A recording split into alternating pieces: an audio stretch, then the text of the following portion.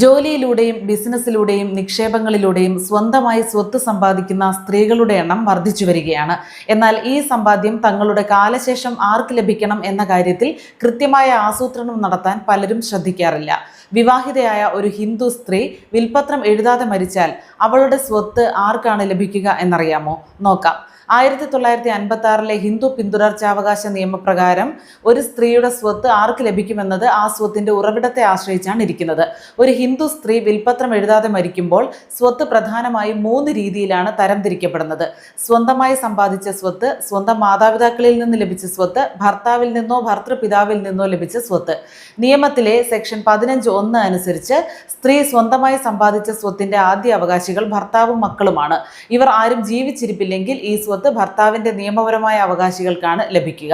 ഭർത്താവിന്റെ ഭാഗത്തുള്ള അവകാശികൾ ആരും തന്നെ ഇല്ലാത്ത പക്ഷം മാത്രമേ സ്വത്ത് സ്ത്രീയുടെ സ്വന്തം മാതാപിതാക്കൾക്ക് ലഭിക്കൂ. സെക്ഷൻ 15(2)(a) അനുസരിച്ച് ഒരു സ്ത്രീക്ക് അവളുടെ മാതാപിതാക്കളിൽ നിന്ന് ലഭിച്ച സ്വത്താണെങ്കിൽ അവൾക്ക് മക്കളില്ലാത്ത പക്ഷം ആ സ്വത്ത് അവളുടെ പിതാവിന്റെ അവകാശികളിലേക്ക് നേരിട്ട് തിരികെ പോകും. ഇവിടെ ഭർത്താവിന്റെ കുടുംബത്തിന് അവകാശം ഉണ്ടായിരിക്കില്ല. സെക്ഷൻ 15(2)(b) അനുസരിച്ച് ഭർത്താവിൽ നിന്നോ ഭർതൃപിതാവിൽ നിന്നോ ലഭിച്ച സ്വത്താണെങ്കിൽ മക്കളില്ലാത്ത പക്ഷം അത് ഭർത്താവിന്റെ അവകാശികൾക്ക് തന്നെ തിരികെ ലഭിക്കും. എന്നാൽ നിലവിലെ ഹിന്ദു പിന്തുടർച്ചാവകാശ നിയമപ്രകാരം പുരുഷന്മാർക്കും സ്ത്രീകൾക്കും 2 രീതിയിലാണ് നിയമം ബാധകമാകുന്നത്.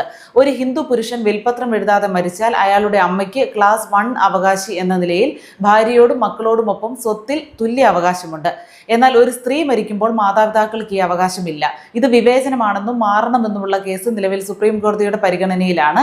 നിയമപരമായ ഇത്തരം സങ്കീർണതകൾ ഒഴിവാക്കാൻ സ്ത്രീകൾ ജീവിച്ചിരിക്കുമ്പോൾ തന്നെ കൃത്യമായ വിൽപത്രം തയ്യാറാക്കേണ്ടത് അത്യാവശ്യമാണ്. പ്രത്യേകിച്ച് വിവാഹമോചനം നേടിയവർ, വിധവകൾ, ഒറ്റയ്ക്ക് താമസിക്കുന്നവർ, പ്രായമായ മാതാപിതാക്കളുള്ളവർ, തങ്ങളെ ആശ്രയിച്ചു കഴിയുന്നവർ എന്നിവർക്ക് വിൽപത്രം ഏറെ പ്രധാനമാണ്.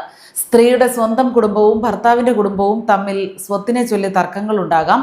കൂടാതെ മകളെ ആശ്രയിച്ചു കഴിഞ്ഞിരുന്ന പ്രായമായ മാതാപിതാക്കൾക്ക് സ്വത്ത് ലഭിക്കാതെ വരികയും അവർ സാമ്പത്തിക പ്രതിസന്ധിയിലാവുകയും ചെയ്യാം. ബാങ്ക് അക്കൗണ്ടുകൾ, ഇൻഷുറൻസ്, ഓഹരി നിക്ഷേപങ്ങൾ എന്നിവ കൈമാറുന്നതിൽ വലിയ നിയമക്കുരുക്കുകളും കാലതാമസവും ഉണ്ടാകും. ഇത് സംബന്ധിച്ചുള്ള സർട്ടിഫിക്കറ്റിനായി കോടതികളെ സമീപിക്കേണ്ടി വരുന്നത് സാമ്പത്തിക നഷ്ടത്തിനും മാനസിക ബുദ്ധിമുട്ടുകൾക്കും കാരണമാകും.